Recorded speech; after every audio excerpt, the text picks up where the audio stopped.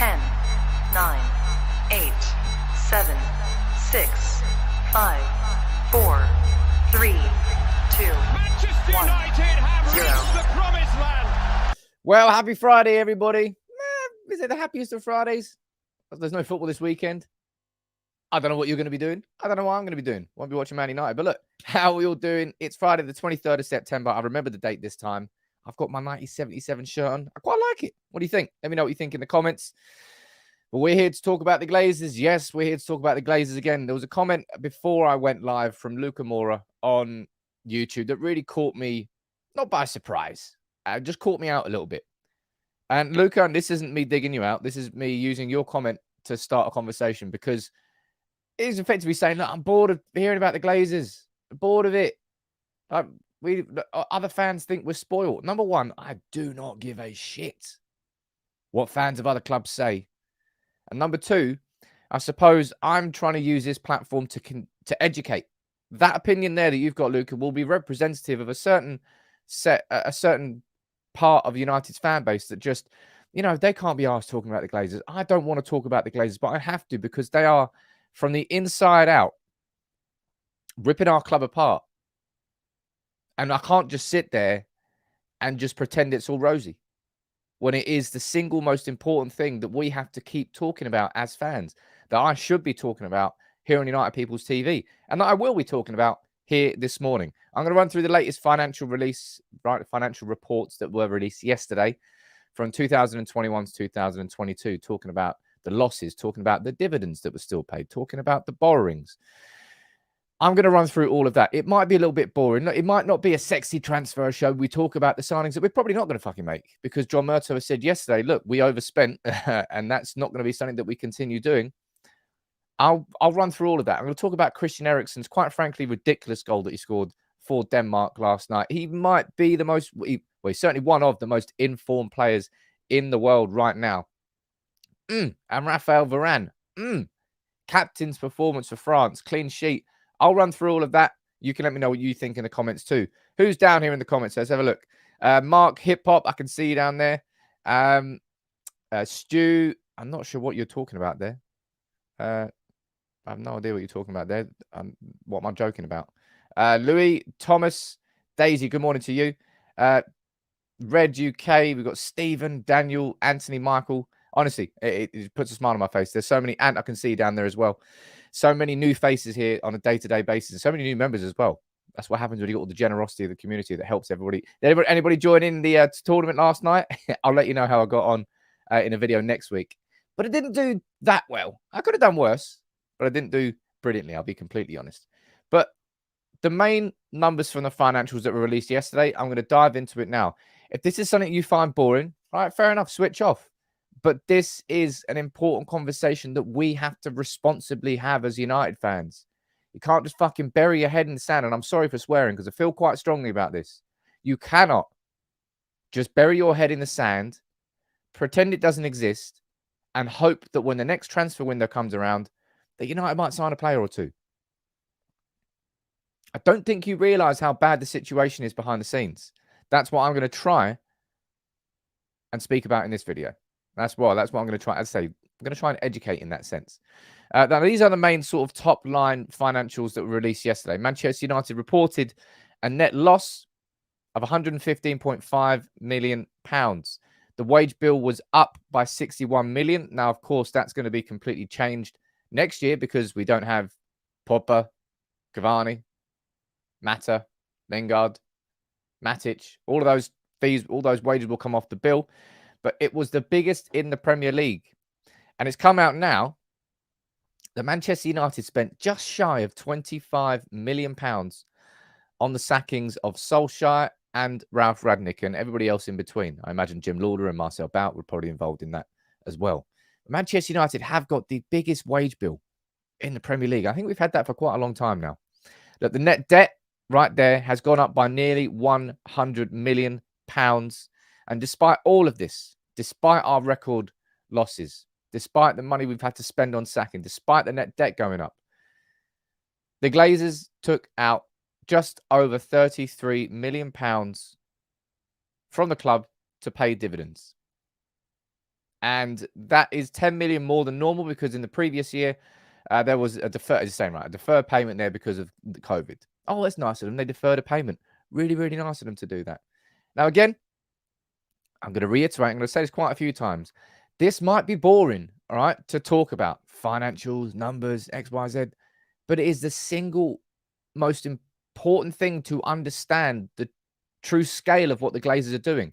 Because, yeah, there might be fans of other clubs that come and look and say, oh, United, like, what are you moaning about? You just signed Anthony, you just signed Casemiro, you just spent 200 million. How can you possibly moan about shit owners? That was not their money.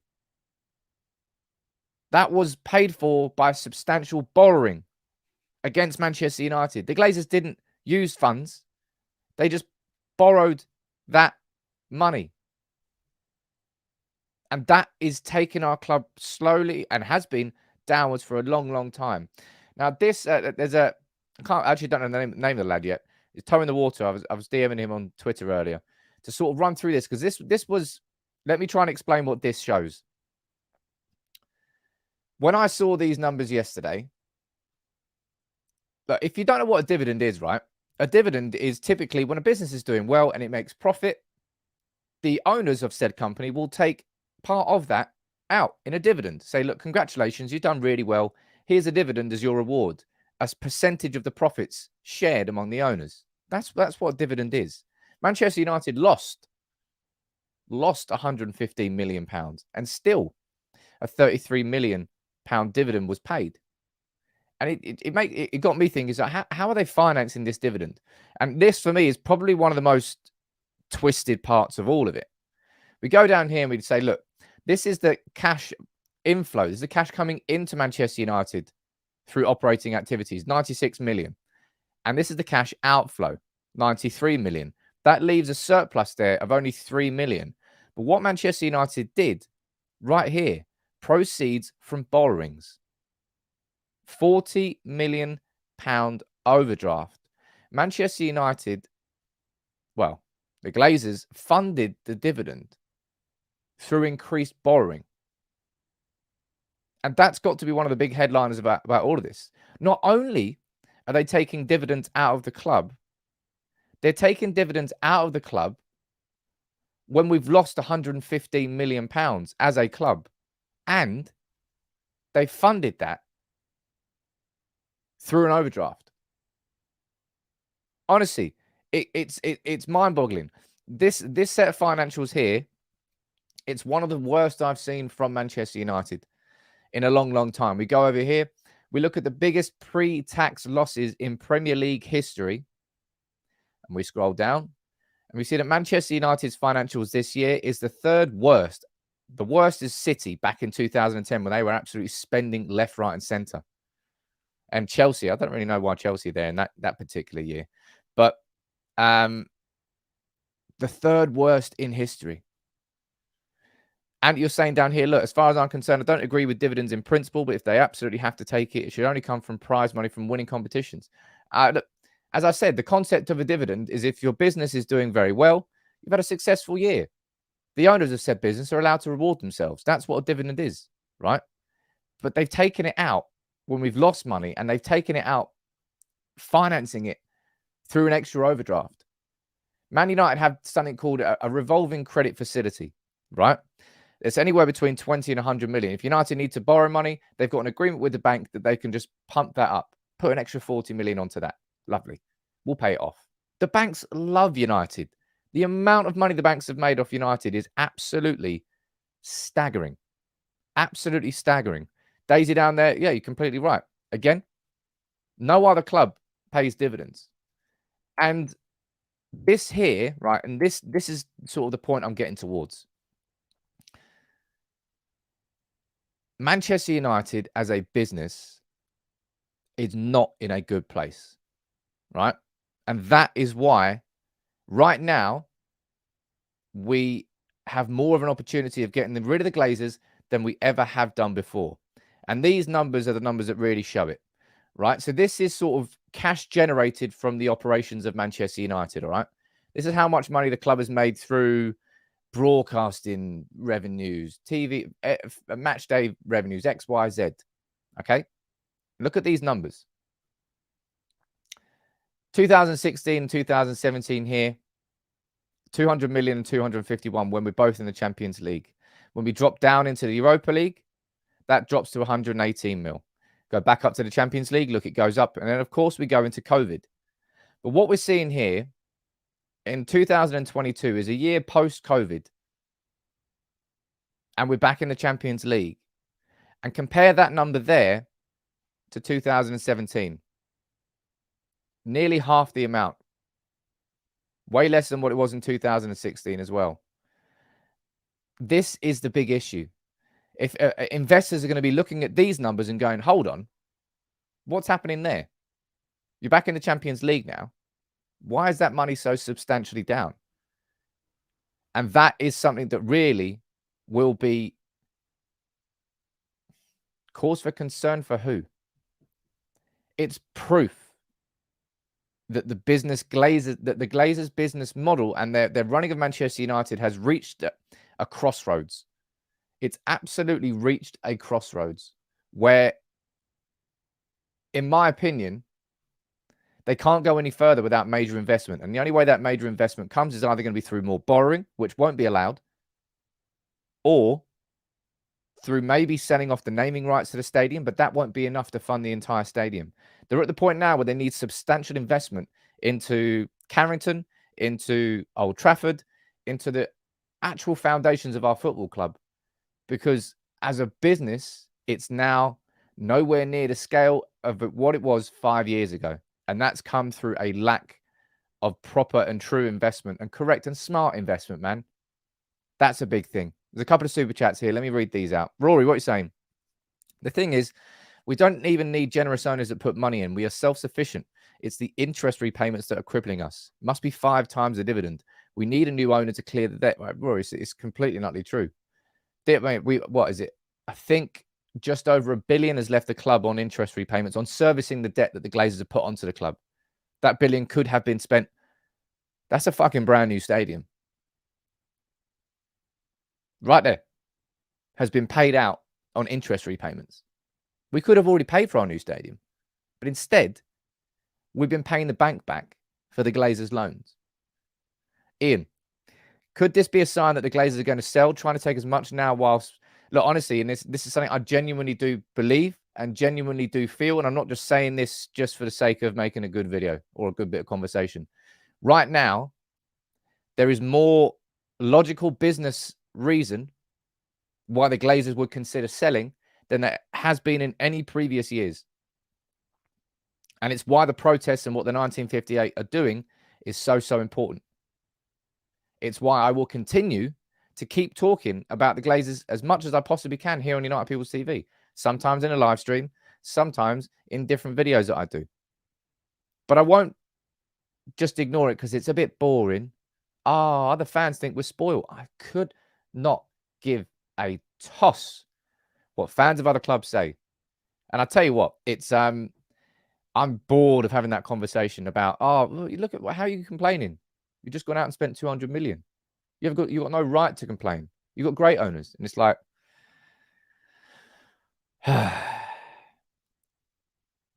if you don't get it at this point with the Glazers, you never, ever will.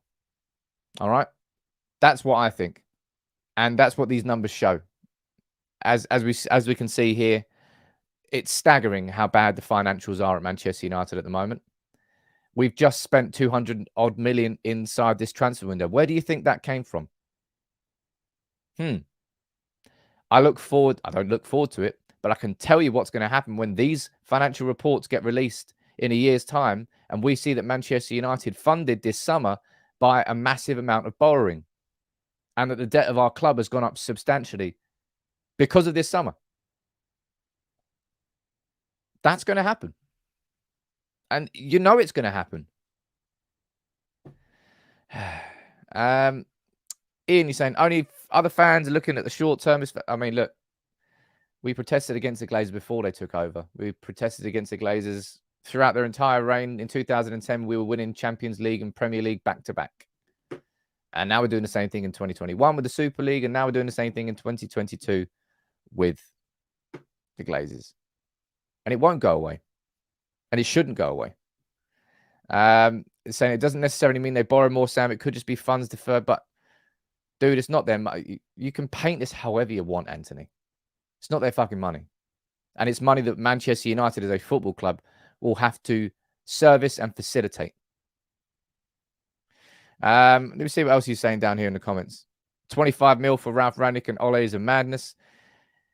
Yeah, it's a hell of a lot of money, man. It is a hell of a lot of money. I have no idea what the actual split is amongst all, but do you know what I completely forgot about? And I thought about this yesterday. Ole Gunnar Solskjaer signed a new 3-year contract 4 months before he was sold. 4 months before he was sold, sacked. That's incredible. You want to talk about a lack of foresight, a lack of long-term planning? Bingo, bango.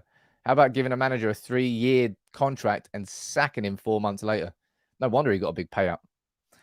Shane, you're saying we need the Glazers out. If every fan on the derby wore green and gold, what a message. I mean, it would be a cracking message. It's going to be away from home, so I can't imagine there'll be many colours over in the city side of things. See what else we're saying down here in the comments. Love the Glazers. Moan, but still a full stadium. And obviously, we've got a nice little troll here, Jan, but you bring up a good point, which I'm going to focus on. Everyone talks about a full stadium, right? And millions of shirts sold. Number one, Manchester United get around about 8% of every shirt sale because the money we've got from Adidas is up front. When it comes to a full stadium, this irks me. This really does piss me off because even if every single season ticket holder, I think there's like about 50,000 season ticket holders in Old Trafford, thereabouts. If all of us in unison went, you know what? Boom, we're not going in. What would happen? Manchester United would sell those 50,000 to another 50,000. There would be other people that do not give a fuck, that tourists that do not give a shit will come in and take those seats. So it's a lose-lose situation. That is not the way that these protests are really going to have an impact, in my opinion. And I think it's really disingenuous and unfair to sort of point the finger at match-going fans that have paid for their season tickets, that love their football club, and say, you're the problem. It really irks me, that does. Really, really irks me. Let me see what's down here. Why is everybody, man? It is ridiculous. I'm blocking you. Derek Cockburn, you are getting blocked. Why do so many people mention Lord Voldemort every single day? Like, what the fuck, people? And I feel like I'm swearing quite a lot in this stream. I apologize about that. But seriously, how do so many of you? I don't get the thought process. How are you still talking about him? He doesn't exist anymore. He does not exist. Boof. Gone. He might still be down as an employee of Manchester United because he's suspended because it's an ongoing investigation. But he will never play for our club again. Never. Why do people keep mentioning him? It's blowing my mind. It's blowing my mind. Mate, I tell you what, Kieran, I'd be absolutely skint if there was a swear box. I'd be absolutely skint. What are we saying down here? And you're saying if the bloody Glazers had their way, they would have removed thousands of standard seats to create corporate. Hey, absolutely, they would have. Absolutely, they would have. Anthony, I apologize if it's happening in Telegram. Mods, I'll speak to you in the mods group. We'll try and sort of get on top of that. But yeah, it's staggering. It's staggering. Good point about the derby. Next hype. Like Man United, I think we've got no home game for like 32 days, and then I think we've got like 5 home games in like 18 days. It's going to be absolutely balmy when the fixtures kick in from the 2nd of October. It's like strap yourself in because it's going to go full tilt. It is going to go full tilt. What was going on down here in the comments? Look, this comment here yesterday, I could have done a separate video on this.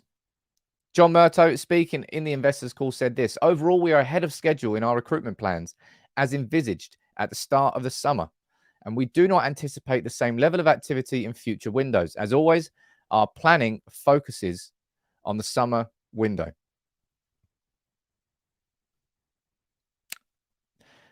That's John Murtough openly admitting what we did by the end of the summer transfer window was not what we had planned at the start of it. And it's what we all knew.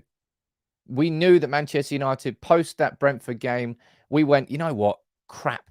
Eric, here's some money. We've just borrowed it. We've just increased our overdraft. You go and sign what you need to. We realized, woohoo, we actually are worse than we thought we were going to be. We thought we could scrape through it. We thought we could buy you Arnautovic from Rabiot and sort of like, yeah, put like a plaster on a gaping wound. But he's just openly admitted there that we are ahead of schedule now compared to where we thought we were going to be at the start of the summer. And yeah, don't expect any January signings is what he's saying, and don't expect much next summer. Basically tempering expectations. Now, I don't care what he says. Man United need more. And in my opinion, Manchester United, we need a signing in January. So the video that's going to go out at lunchtime today, I've taken a look at 5 strikers. 3 that I think you can all have a conversation about, and 2 sort of left field ones, younger ones.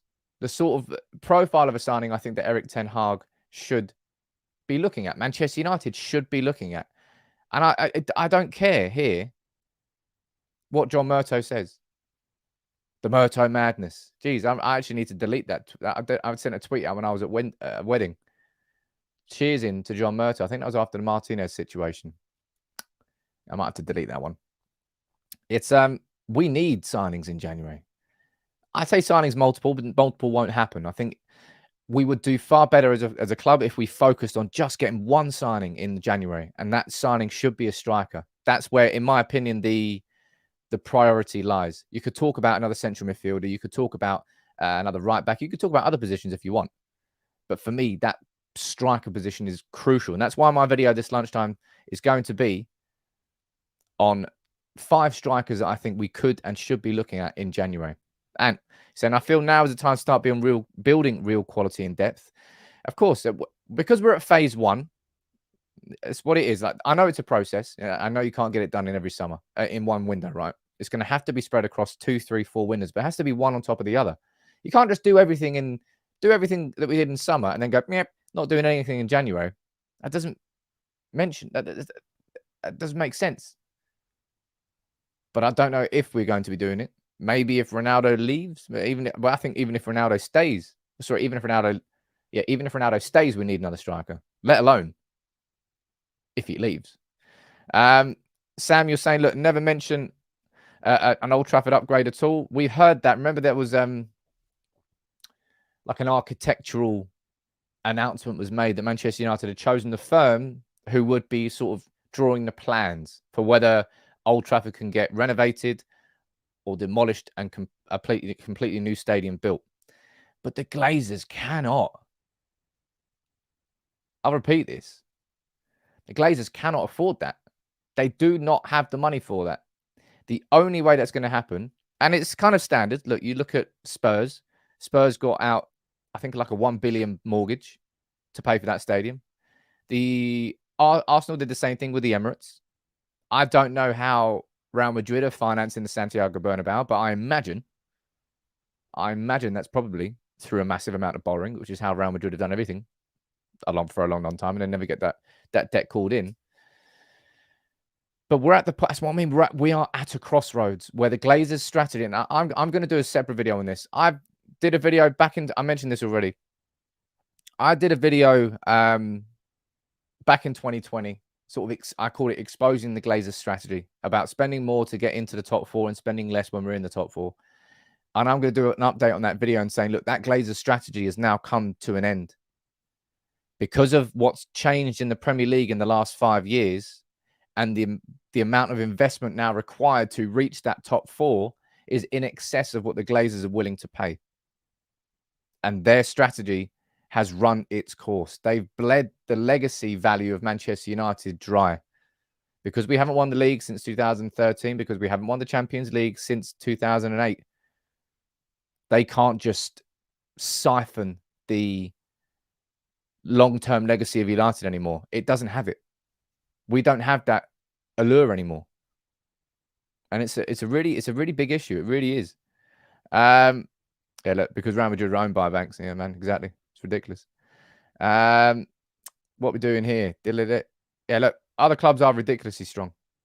Other clubs are insanely strong. Look, you've got West Ham spending 150 million, Nottingham Forest spending 140 million, Spurs spending nearly 150 million. And when you put it in that context, Manchester United spending 220, it's not outrageous. We've spent 70 million more than West Ham. Yeah, I would expect Manchester United to spend 70 million more than West Ham. It's just the numbers in the Premier League are just going up and up and up and up and up. And the Glazers, they can't keep up with it because they do not want to invest it. Roger, what are you saying down here? Agree about the striker. There's still some deadwood in the squad. Has to be got rid of in January. There are very promising youngsters at United. And hopefully Ten Hag can work his Ajax magic. Maybe not manic. Maybe he is manic. He is a little bit manic. And bring those through sooner rather than later. Look, it's a good comment there, Roger. Yeah, there is. There's plenty of deadwood. Phil Jones is absolutely top of that list. You can put Axel Tuanzebe in there as well. And if I was to do another list, look, I did a video earlier this week saying, look, there are 9 players whose contracts are expiring or Manchester United have to exercise a year extension. And I ran through all of those and I said, these are the players I think United should be getting rid of. Phil Jones is just I don't know what Phil Jones's training plan is. I don't know where he's doing this training. But Phil Jones is absolutely non-existent. I hope he'll go in January, but we'll see about that. But look, before we quickly move on, actually, no, there's a super chat there that's just come in. Let me read it out from Rory first. I don't want to miss that. What are you saying, sir? The Glazers, same as Barca, have one last ace up their sleeve. The fans. When it goes tits up, they know the fans will stump up the cash to save the club they love. They will continue for 3 more years. I'm not sure what you mean in terms of the fans will stump up the cash to save the club. Are you talking about like the fans purchasing part of the club? I mean, that's something that's going through at the moment, but it's only going to be for like a finite amount of money. It won't be something that transforms Manchester United, and nothing can truly transform Manchester United until we don't have that debt. The debt is the thing that constantly pulls us downwards. It's the thing that controls everything. And until that debt leaves, it's just going to hang over Manchester United and just be an anchor to ambition. That's what I would call the debt. Look at that. That's quite a nice little phrase. Made that one up. I don't know what honestly, I don't know what Phil Jones is doing, where he's doing it. I've not seen any photos of him. I've not seen him in training anywhere. I've not seen Phil Jones, like even in like the Manchester Evening News, randomly going for a coffee in Altrincham. I've not seen anything from Phil Jones. Really, really weird. Really weird. And I suppose he wasn't fit enough in the summer to find a club to move to. I'm guessing so anyway. I'm guessing so. Clive, I think you got it right there. Phil Jones has got some nudes. He's definitely got some nudes. He's holding them. He might not have. I don't think he's got any nudes. Let's have a look. Look, Steve, again, this is probably one thing that annoys me the most out of all of this. If we had the right people in charge of the footballing decisions at our football club that had spent that like 1.3 billion pounds differently, my word, we would not be in this position. We would not be anywhere near this position, not as a football team, not as a team that's just lost everything. We're not United anymore at the moment, are we? We're just a complete mid-table team. And it's a struggle to get back to where we want to be. And ultimately, the owners and the debt are the anchors to that ambition. They want something completely different to what we all want as fans. God, it's infuriating. And look, you know what makes it even more infuriating is look who we've got in charge now. Erik Ten Hag there has been nominated for Manager of the Month. I mean, he's got to win that. I know that Conte's been doing well at Spurs and Gary O'Neill sort of came in and did a job at Bournemouth because they got steamrolled by Liverpool 9-0 in the last game before Scott Parker got sacked. But come on, man. Ten Hag, I think it's the Leicester game and I think it was the Arsenal game. We played top of the table Arsenal. This man's got to get it. Surely. Let me go out there. Full screen on that bad boy. I love Erik Ten Hag. Right? I love Erik Ten Hag. I think I like his principles. I like his style. I like his discipline. I like his long-term planning, his long-term focus. I like what I've seen. I like everything. It looks like Gungshi is down there in the comments trying to sprinkle some happiness onto what has been, I'll be honest, quite a sad, not sad, wrong word to describe it, but quite a dismal live stream, I suppose, this morning. He's down there dropping in 5 memberships, one absolute don. Gungshi, you're doing it every day, man. You need to slow down. If you have a wife, maybe you're going to join Orr in the divorce gang. David, you've got the membership from him. Look, anybody who's joined in or anybody who's become a member because of the generosity, like, that's just what the community is. And I really want to make more of this community. I want to give it more, give more back into it. As soon as I've got this merchandise sorted, I'm going to focus on getting some more stuff done. Paulie, you're saying, look, I love his attitude and everything else about him. So do I, man. I really, really do. Daz, look, 2 massive wins when we apparently had absolutely no chance. Yeah, it's true. David, don't worry about that. That's coming later in the show. But Ten Hag deserves that. I'm not just saying that with my red tinted specs on. Given what happened with Brighton and Brentford, to have the sort of turnaround that he had with the same players was spectacular management. Really was. And that Arsenal game against tabletop in Arsenal, coming in banging form, really good, solid management. Under real pressure, he delivered. And I think personally, Erik ten Hag should absolutely be winning that Premier League Manager of the Month. In terms of Player of the Month, Rashford's been nominated for Player of the Month, but there's something I want to quickly talk about here. I want to shout out to Bet Victor for supporting United People's TV. They have been across the whole course of the year. This video here is we're talking about strikers, right? And the fact that we need to get a striker in January. I think we need one anyway. But comment here, yeah, have a little listen what Adam's got to say about a certain Norwegian striker that we're going to be coming up against pretty damn soon. I'm sorry, man. There's a new striker king in town, and it is Erling Haaland. I'm sorry, bro. We can't keep sitting here going, what if this, what if that, what if this, what if my auntie have...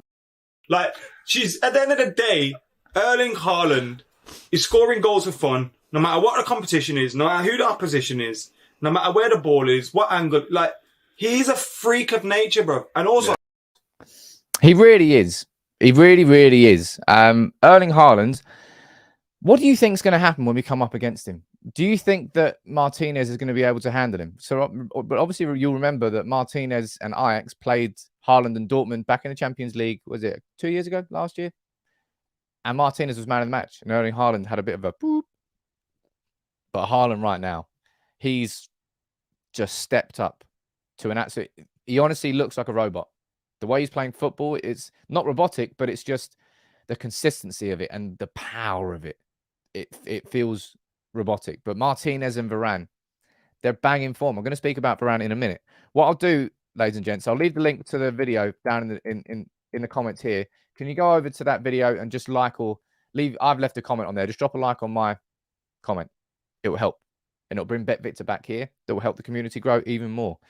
But I hope that we can do a job. It's a good segue, really. Let's speak about this man.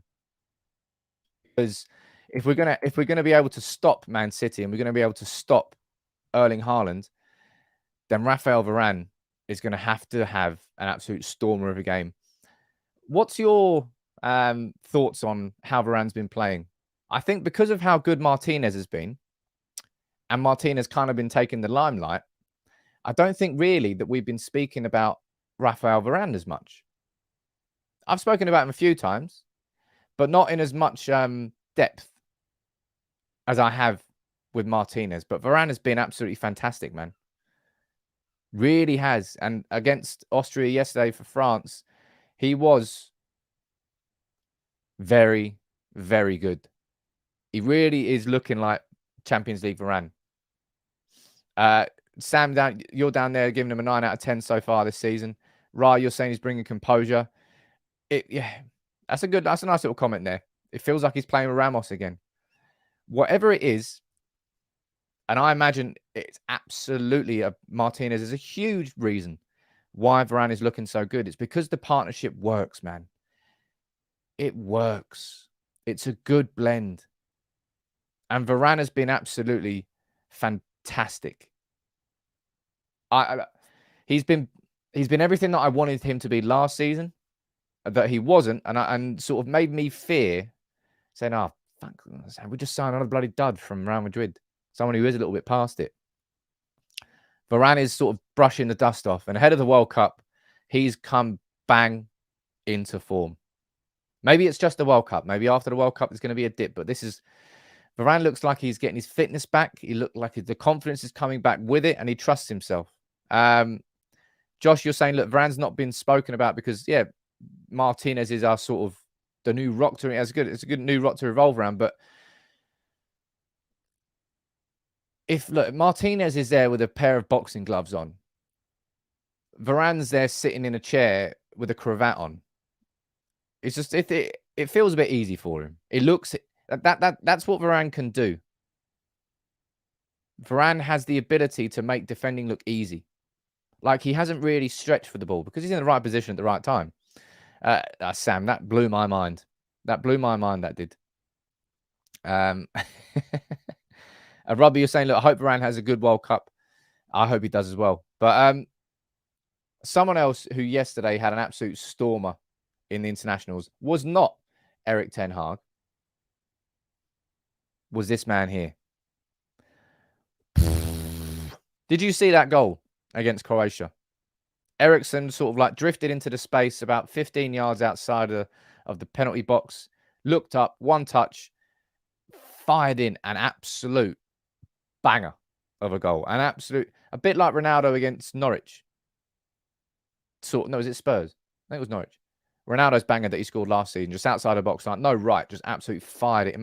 Christian Eriksen, right now, is probably one of the most informed players in world football.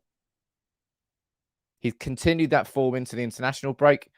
And for me, it looks like you talk about hunger. You talk about hunger that comes through youth. Yeah, hunger does come through youth. But hunger also comes through second opportunities. And I think Eriksen he's taken this with both hands because he remembers what happened when he was lying there on the pitch, dying. And he's through fantastic medical help and sort of a recovery program, he got back here. And now that he's here again, he's like, you know what? And now that he's here at Manchester United, he's at a club of United's stature and size. He's like, I am not letting this opportunity pass me by. And sometimes in life, things happen that allow you to have the perspective of not taking things for granted. And I think COVID did that for a lot of us. And then other things happen in life that may do that as well. In my opinion, I think we're looking at a player here in Christian Eriksen that not only is his fitness is back, but mentally he's just prepared. He is prepared to do everything to make sure that he makes the most of this opportunity.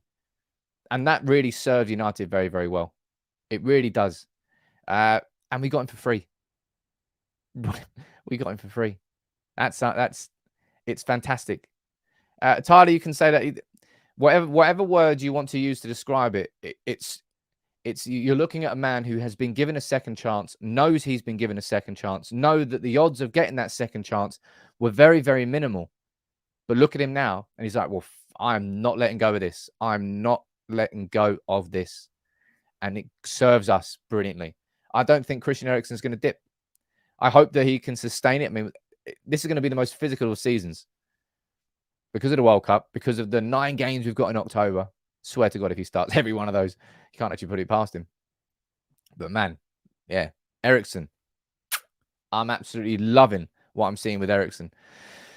Now, something else that's happening tonight. Let's see if it happens. David Ornstein is saying that Harry Maguire is in line to start for England against Italy. Now, of course, Harry Maguire, well, I spoke about him in a video yesterday. I made it clear at the start of that video that I was a little bit concerned because this is all coming from Mark Ogden and a source close to Maguire rather than from the horse's mouth himself. I did make that clear at the start of that video. And I'm seeing some murmurs and now that maybe Mark Ogden's doing a little bit of reversing. But regardless of that, Maguire's been absolutely poop. He's been absolutely poop for United for a long time now. Like, we're not talking about a player who's been out of form for a couple of weeks. We're talking about a player who, let's be honest, he can just ignore the last year of his career. You can say the same thing about Luke Shaw, really, and Marcus Rashford. But Harry Maguire's been poop. But for England, he's always been a bit of a different player. And Gareth Southgate is going to be, by the looks of things, trusting him. and starting him for England against Italy. Now, if Harry Maguire can use these 2 games and put in absolute dominant performances, then he's going to give himself a chance. But if he doesn't, I don't know. I don't think he'll play for United again this season, not starting in the Premier League anyway. Sam, you're saying, look, I hope Maguire doesn't play. It's not fair to those informed players. It goes down to what you're going to see with Gareth Southgate is a bit like what you saw with Ole Gunnar Solskjaer. You know, those players, he didn't really... Form wasn't as important to Ole Gunnar Solskjaer as trust was. Right? And as a manager, you know, there are 2 things that you have to balance well. Erik ten Hag has made it very, very clear so far. Well, first of all, he doesn't trust these players. He doesn't know them enough. How can he trust them? The only way that he can judge them is by form. Right? So that trust will get built over time. And the players who we brought in for Real Sociedad at home showed him, oh, okay, I can't trust you. But Gareth Southgate still feels he can trust Harry Maguire because Harry Maguire was one of the best players for England during our run to the final in Euro 2020, just like Luke Shaw was. And both of those are still trusted by Southgate. It could well be sort of the hill that Southgate dies on in the same way that McTominay and Fred and Maguire and Shaw were the hills that Solskjaer died on. Given that you've got Tomori, you've got Ben White, you've got John Stones, you've got some seriously good, decent centre-back options for England. Sounds like Maguire's going to get his chance to prove himself. And maybe this is just going to be using these 2 games ahead of the World Cup. Right, Maguire, prove yourself. Are you in or are you out? Dylan saying, look, Eriksen had his accident and time travel to prime Spurs Eriksen. And join us. I mean, honestly, he looks above prime. He looks above Spurs level. The way he's controlling and I mean, maybe Spurs fans will tell me otherwise, and that's what Eriksen was doing the whole time. But he is orchestrating this Manchester United team, just there conducting it from the middle, however he wants. He just makes it look easy. Chetan, he's saying, look, do you think he is trying to give confidence to out-of-form players? Of course he is, and he's also trying to get Maguire back to the levels that he had Maguire playing at during Euro 2020. That's what I think. So anyway.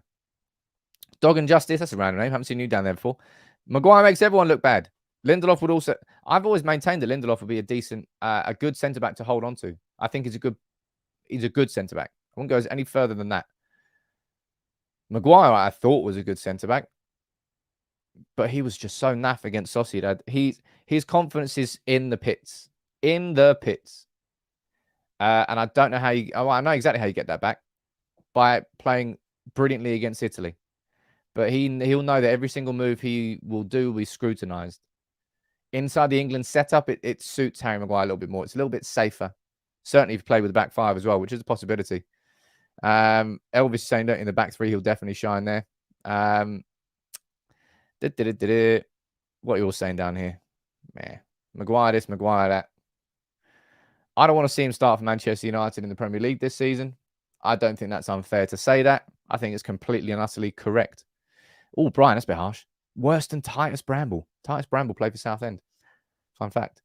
Something that happened yesterday, which, I'll be honest, it did make me laugh. Jose Mourinho, pure Jose. Stormzy releasing his first, I think it was his first single in a year, out of nowhere, dropping like an 11-minute piece of art, really.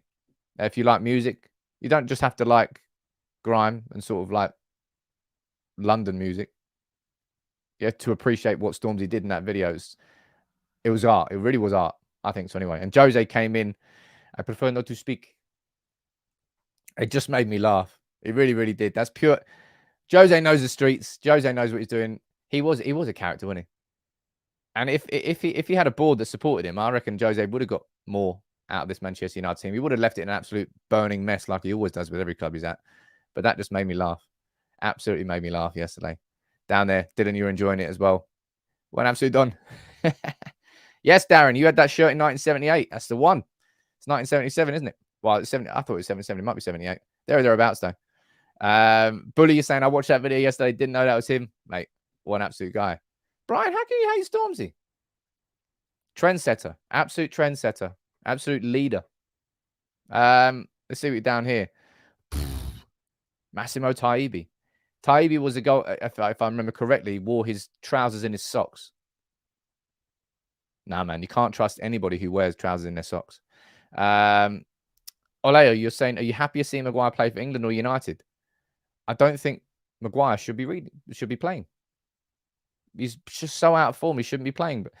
But sort of the catch-22 situation. Certain players, the only way you get them out of bad form is by letting them play more often. And that's what Southgate's banking on here. Warren, mate, that's some Friday feeling. I'm definitely bringing the map up after that bad boy.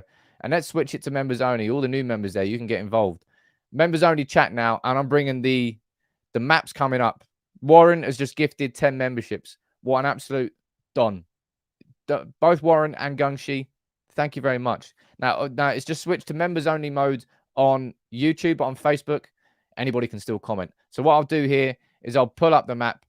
I'm going to bring up 3 of you onto this map. So let me know where you're watching from, the town and the country, and we'll bring it onto the map.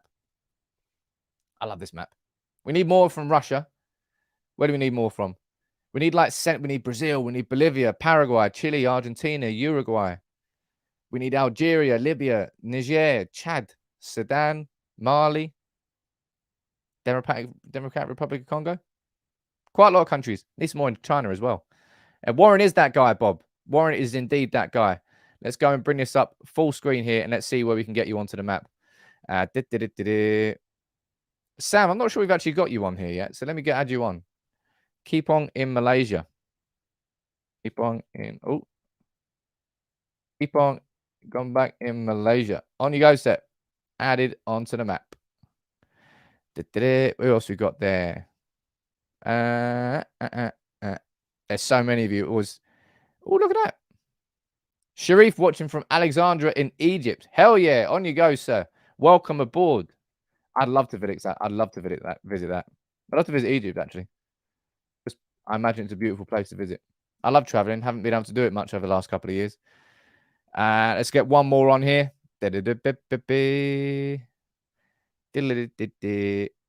there you go. Adding on. Let's get Jamaica on the map. Clarendon in Jamaica. Awesome. Look at that. Jeez. So look at the last places we've added onto the map over here. We've got Clarendon in Jamaica, Alexandria in Egypt, Kepong in Malaysia, Aberdeenshire, Bridgend in Wales, Plovdiv in Bulgaria. Where else have we got? Cornwall, Bulgaria, India, UK, Denmark, Brazil. Mate, it's amazing. All around the world. Scott also played well for Scotland. He did. He did play well for Scotland. And Richard, let me know where you're watching from, buddy. But look, how cool is that? It's true, actually. Anybody who's chilling out there in the Antarctic or the Arctic Circle, come on you get. Didn't watch him from Derry. Derry's already on there. Don't worry about that. I'll be over there soon, probably. Visiting family. I don't think for good reasons. But look, last couple of minutes of the show here. Fire any questions. Anything you want to ask me, I'll answer. The main premise of the show today was to really run through these numbers. Now, I might be doing a separate video on this and releasing it tomorrow because they really are so significant. And this should be more fuel for the idea that getting the Glazers out is possible. It really is possible now because of these numbers. Mike, as you say there, it is worldwide, and it's awesome. And I go back to the idea I've had about I want to sort of mobilize the community we've got around the world by getting Polaroids. I still need to figure this out because it's quite difficult to do something that's not going to cost you all like a tenner to buy, that can just be shipped anywhere. Maybe we can just do a filter on Instagram or something like that, but I want something physical that you hold up. I'll figure it out, and once I do, we can mobilize the whole community and then create a video off the back of it. It really will be a good thing. Tyler, what are you saying down there? You're saying how many more players do you think we need to sell and sign? How long is a piece of string? This squad is far from finished. This squad is far from finished. So much more is needed. In the next 2 to 3 transfer windows, it's not unreasonable to think that we 10 in and 10 out. I really don't think so. Everton is saying, who won the poker last night? I'm not sure who won the poker last night, but I didn't win the poker last night. That's something I can absolutely tell you. James Matthew saying, have you got a link to the retro shirts? I do. It should, or if you're in the Telegram community, it's already in there, but I'll pop it down here for anybody who wants one. Vouch for them. I've got lots off them. They're decent enough guys that they gave us a 10% discount code if you spend $50, and that's it down there. I'm off to your favorite place on earth for 3 weeks. Was that Turkey? I think you said you were going to Turkey. Vijay, look, no one's in a good mood. Apart from Moira and Gungshi, big up to both of you. Look, it's hardly anybody's watching this by comparison of how many people normally tune in. It's the middle of the longest international break we've ever had, I think. And we've still got 9 days until the game against City. So I'd say people are just disconnecting from football a little bit, right? But don't worry. I'm still going to be here. I've been here all week. I'll be here tomorrow and Sunday with 2 videos. I'll be back on Monday with the live streams. But thank you all for tuning in this week. I think we've had some good conversations. I like to think so. Ruben, you've ordered 4 shirts last week, mate. You really enjoyed them. They really are cracking. But look, thank you all for tuning in. The community, big up to the community. Big up to everybody. Subscribers on Facebook, all of you. Much love. Join the Telegram community if you haven't already. Have a good weekend. And check out my video that's going out today. And I'll also have some videos going out the weekend. Take it easy.